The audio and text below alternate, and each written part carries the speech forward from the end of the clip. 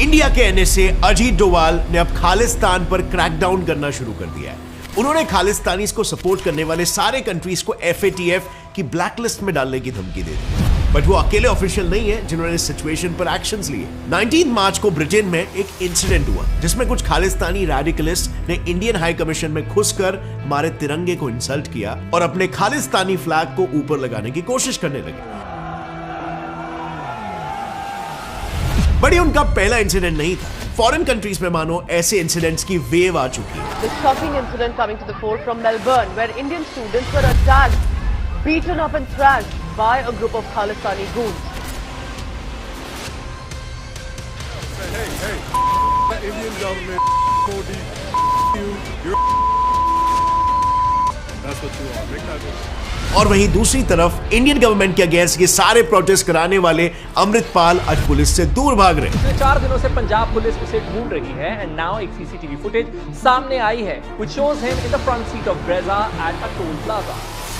Hello friends, मैं हूं गौरव ठाकुर और इस क्रैकडाउन को एग्जीक्यूट करने के लिए गवर्नमेंट ने 8 डीएसपी रैंक ऑफिसर्स की लीड टीम को जलंधर और अमृतसर जैसे सेंसिटिव एरियाज में ट्रांसफर किया है, जिन्होंने सक्सेसफुली अपने anti Khalistani special operations carry out किए, जिसमें 154 से भी ज्यादा लोगों को अरेस्ट किया गया है और इनमें से तो 4 अमृतपाल के बहुत ही क्लोज एड्स थे। अब दिल्ली पुलिस ने भी इस ऑपरेशन में काफी मदद करी है। इंटरनेशनल खालिस्तानी रेडिकल एक्टिविटीज में शामिल सारे खालिस्तानी मूवमेंट्स को क्रश करना इन्होंने शुरू कर दिया है। दूसरी तरफ external affairs minister S Jaishankar ने तो यूके पर डिप्लोमेटिक प्रेशर जनरेट करना भी शुरू कर दिया है, जिसके लिए उन्होंने ट्राई कलर इंसिडेंट में सिक्योरिटी ना प्रोवाइड करने पर दिल्ली के यूके एम्बेसी की सिक्योरिटी ही हटा दी। अब इसे कहते हैं थग लाइफ, है ना?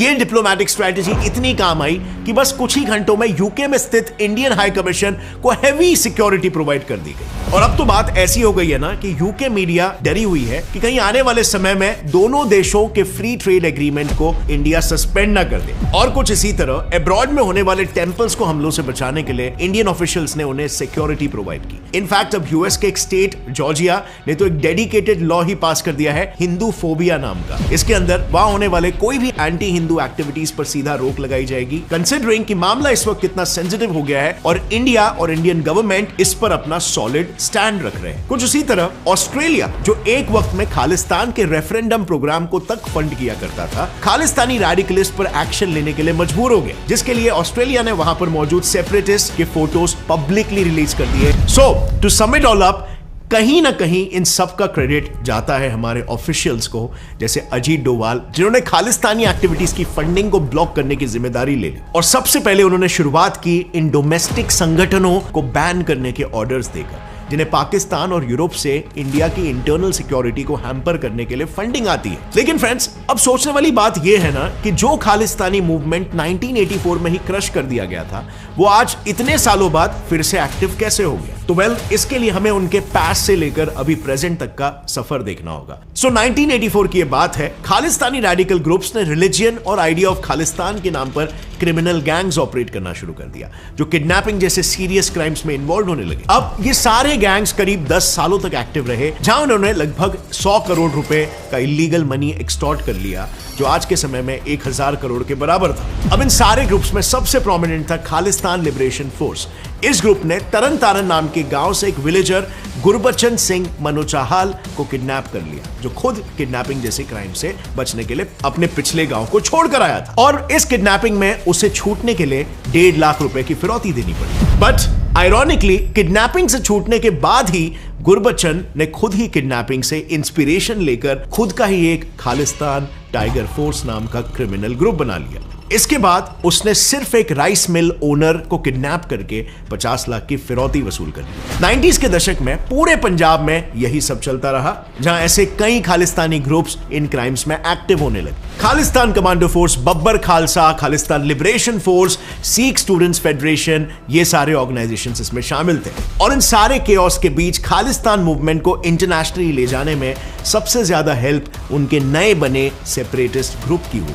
अब किस तरह इस नए ग्रुप ने इंटरनेशनली पावर गेन करना शुरू किया और इंडिया में अपने ऑपरेशंस को इन्फ्लुएंस करना शुरू किया, इसके बारे में हम आगे बात करेंगे। लेकिन आगे बढ़ने से पहले मैं आपको एक ऐसे हॉबी के बारे में बताना चाहता हूं जिसमें एक्साइटमेंट के साथ एक्स्ट्रा इनकम भी मिलता है, जैसे बाइनमो। ये एक potential income generation online platform है जिसमें आपको चार्ट देखकर अप या डाउन ट्रेड करना होता है। इससे आप ट्रेड अमाउंट पे 90% तक का प्रॉफिट अर्न कर सकते हो। नीचे दिए गए लिंक से डाउनलोड करने पर आपको डेमो अकाउंट में $10,000 ऐड हो जाएंगे, जिससे आप बेफिक्र होकर ट्रेड की प्रैक्टिस कर सकते हो। प्रैक्टिस करने के बाद आप इसमें अपना फर्स्ट डिपॉजिट डाल सकते हो। जैसे इस केस में मैंने 3000 का डिपॉजिट डाला और 2-3 बार ट्रेड करने के बाद मैं एक डिसेंट अमाउंट अर्न करने लग गया।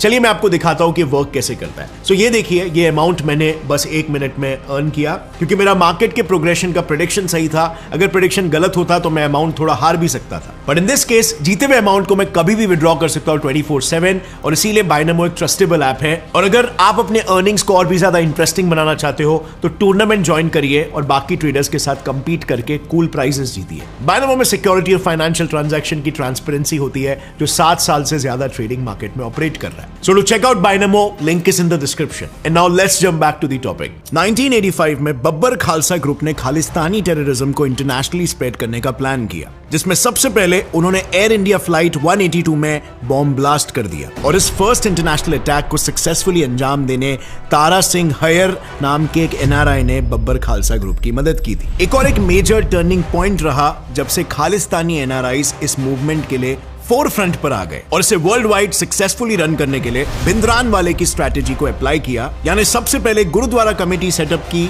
जहां से उन सभी ने गुरुद्वारा को फेस बनाकर खालिस्तान की डिमांड रखना शुरू कर दिया। अब ऑफ कोर्स ये खालिस्तान की बढ़ती डिमांड यूके के लिए एंटी इंडिया एक्ट करने का इन्विटेशन बन गया और इसीलिए खुद यूके गवर्नमेंट ने गुरुद्वारा कमिटीज को 13.5 मिलियन पाउंड की ऑपरेशनल फंडिंग प्रोवाइड की और इसका इस्तेमाल उन कमिटीज ने खालिस्तानी आइडिया के सॉफ्ट इन्फ्लुएंस को बढ़ाने के लिए खर्च किया। गुरुद्वारा को चारों ओर एंटी इंडिया बैनर से भर दिया गया, जैसे आप इस आउटर फ्लेक्स को ही देख सकते हो। यहाँ पर बैनर्स के साथ साथ गुरुद्वारा वॉलंटियर्स ऐसे प्रो खालिस्तानी जैकेट्स भी बांट रहे हैं, लेकिन वो यहाँ पर भी नहीं रुके। आज ये कमिटीज इस सॉफ्ट इन्फ्लुएंस से सिख यूथ को ब्रेन वॉश करके खालिस्तानी रैलीज और वायलेंट प्रोटेस्ट में कुछ ऐसे मैसेजेस भेजकर हथियारों के साथ बुलाते हैं। खालिस्तान के अपने रैलीज और रेफरेंडम प्रोग्राम में ज्यादा से ज्यादा भीड़ जमा हो, इसीलिए पब्लिक प्लेसेस पर हैवी मार्केटिंग टैक्टिक्स यूज की जा रही है। बट इन रैलीज में सबसे मेजर फंडिंग वहां की गवर्नमेंट करती है और इन्हीं फंडिंग्स की हेल्प से वेस्टर्न कंट्रीज में रेफरेंडम प्रोग्राम कंडक्ट किया जाता है, जिसके बारे में खुद सिख एमपी उजल दोसांझ ने यह कहा है। अब ये तो हुआ एक कन्वेंशनल तरीका,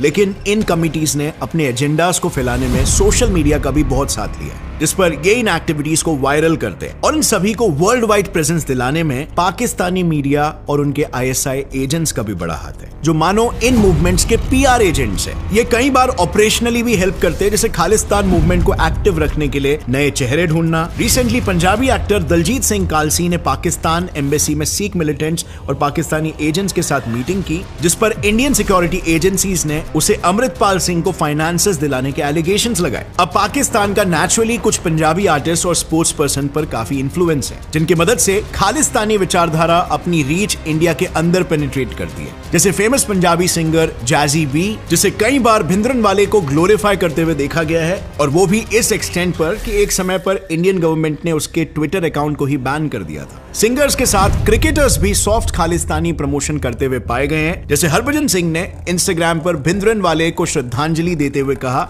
live with pride, die for religion. अब वो अलग बात है कि इसको लेकर बाद में उन्हें माफी मांगनी पड़ी थी, बट ये एंटी इंडिया सेंटिमेंट सिर्फ देश के अंदर ही नहीं, लेकिन दुनिया के मेजर कंट्रीज में भी है, जैसे यूके, ऑस्ट्रेलिया, कनाडा जैसे कंट्रीज जो अपने इंटरेस्ट के लिए इस सेंसिटिव टॉपिक को इंडिया के अगेंस्ट ही यूज कर रहे हैं। यूके की लेबर पार्टी का तो इस एंटी इंडिया प्रोपेगेंडा में अहम रोल है। इस पार्टी के 36 एमपीज ने all party parliamentary group of Kashmir नाम के कश्मीरी सेपरेटिस्ट ग्रुप को सपोर्टिंग ग्रुप बनाया, जो यूके में एंटी इंडिया एक्टिविटीज करवाता है। और यहाँ पर भी मेजर फंडिंग्स पाकिस्तान से ही आते हैं, क्योंकि इस ग्रुप के मेजॉरिटी मेंबर्स पाकिस्तानी ओरिजिन के हैं। इनके एक प्रोमिनेंट मेंबर है तनमनजीत सिंह, जो खालिस्तानी मूवमेंट को ओपनली सपोर्ट करते हैं, और ये वही है जिन्होंने यूके सिख फेडरेशन के गुरुद्वारा में प्रो खालिस्तान सेटअप बनाया और उसी के बीचों बीच एंटी इंडिया स्पीच डिलीवर की। पर फ्रेंड्स, एट द एंड देखो, ये इंडिया की इमेज को डैमेज करने की कोशिश है, जैसे 2020 का फार्मर प्रोटेस्ट। इन प्रोटेस्ट के दौरान लेबर पार्टी ने इंडिया को टारगेट करते हुए ये कहा कि ये सिर्फ इंडिया का इश्यू नहीं है, ये पूरे वर्ल्ड का इश्यू इश्यू है, बिकॉज इंडियन वीट चेन से पूरा वर्ल्ड डिस्टर्ब होगा। अपने इसी फेक एजेंडा को चलाने के लिए उन्होंने बीबीसी चैनल का भी इस्तेमाल किया, जिसका खुलासा खुद एमपी डेमियन ग्रीन ने बीबीसी और लेबर पार्टी के रिलेशंस को एक्सपोज करके किया। बीबीसी ने तो पास्ट में कई बार ऐसा किया। रिसेंटली 2002 के गुजरात रायट्स पर भी अपने डॉक्यूमेंट्री से इंडियन पॉलिटिक्स और इंडियन गवर्नमेंट को भरपूर डिफेम किया गया। इतना ही नहीं, यूके के एक दूसरे न्यूज चैनल ने भी अपने रिपोर्ट्स में पंजाब को इंडियन ऑक्यूपाइड बताया। The situation in the Indian occupied Punjab is tense regarding the political religious happening. सो इन्हीं फेक न्यूज और पॉलिटिकल एजेंडा से खालिस्तानी मुद्दा यूके में और ग्लोबली वाइड स्प्रेड हो चुका है। इस सब में कनाडा और ऑस्ट्रेलिया भी पीछे नहीं है। कनाडा में भी कुछ गुरुद्वारे कमेटी ने इंडियन डिप्लोमैट्स को एंट्री देने से मना कर दिया है। उसी तरह दूसरी तरफ ऑस्ट्रेलिया ने तो सारी हदें पार कर दी। उन्होंने अपनी आर्मी कैंप्स में ही सेपरेट पंजाब के लिए खालिस्तानी रेफरेंडम को कंडक्ट किया, जहां वो कैंप्स खालिस्तानी फ्लैग्स, भिंद्रान के फोटोज और Khalistani declaration day celebrating banners से सजे हुए थे। अब फ्रेंड्स, ओवरऑल इन सभी कंट्रीज में एक्शन लिया गया है, लेकिन यूके ने अपनी डेमोक्रेसी की आड़ में इस खालिस्तानी रेफरेंडम को बचाने की कोशिश की। अब यहां पर आयरनी यह है कि स्कॉटिश रेफरेंडम को गलत ठहराकर खुद खालिस्तान रेफरेंडम को सपोर्ट कर रहे हैं। यहां पर इनकी so called democratic hypocrisy clearly दिख रही है, और यही वजह है कि गवर्नमेंट ऑफ इंडिया ने अमृतपाल जैसे ब्रेन वॉश यूथ्स को बचाने के लिए मैसिव 998 करोड़ का बजट अनाउंस किया है। इसके अंदर बच्चों को रियल सिख कल्चर की सही नॉलेज प्रमोट की जाएगी। अब आज के समय में ये एक्सट्रीमली इंपॉर्टेंट हो गया है कि हर किसी इंसान को अपने कल्चर की सही नॉलेज हो, क्योंकि अपने पॉलिटिकल एजेंडा के लिए ब्रेन वॉश करके किसी भी यूथ का फ्यूचर बिगाड़ना सही नहीं है। एनीवे फ्रेंड्स, एक तरफ यूके इंडिया पर ये साइलेंट अटैक कर रहा है, दूसरी तरफ यूके अंदर ही अंदर खुद ही तबाह हो रहा है, और इसके पीछे कहीं ना कहीं इंडिया और पाकिस्तान की राइवलरी है। और जिस तरह यूके ने इंडिया को एक समय, और ऑब्वियसली पूरे इंडियन सबकॉन्टिनेंट को, जिसमें पाकिस्तान भी आता था, उसको कॉलोनाइज किया था, उसी तरह आज इंडियंस और पाकिस्तानी मिलकर यूके को कॉलोनाइज कर रहे हैं। इसके बारे में मैंने डिटेल में वीडियो बनाया एक्सप्लेन करने के लिए कि आज यूके की स्थिति कैसी हो चुकी है। यहां पर आप क्लिक करके आप उसे देख सकते हो, आपको बहुत कुछ नया जानने मिलेगा। और अगर इस वीडियो से आपको कुछ भी नया सीखने मिला, लाइक जरूर ठोकना। गौरव ठाकुर चैनल को सब्सक्राइब कर लो और बेल नोटिफिकेशन दबाओ, ताकि आगे आने वाले अपडेट्स को आप कभी भी मिस ना करो। As always friends, stay curious, keep learning and keep growing. जय हिंद।